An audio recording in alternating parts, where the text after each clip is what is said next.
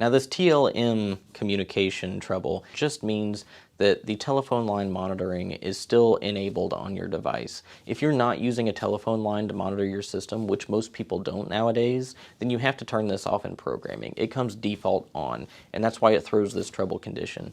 So I'm going to go into programming here, and I'm going to show you how to fix it.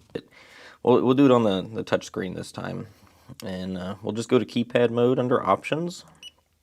And that'll give us the exact same thing we have up here. See, it's even reading off the zones the same as it is there. So we can enter programming from here, *8, and then 5555. And we're going to go to section 015. Now, this has got quite a few options in here, but we're going to scroll over to option 7. TLM enabled. So we're going to turn that off. And then we're going to back out and hit back here, take us back to the main menu.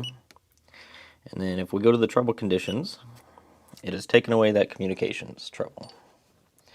Check it over here. All we're left with is battery trouble.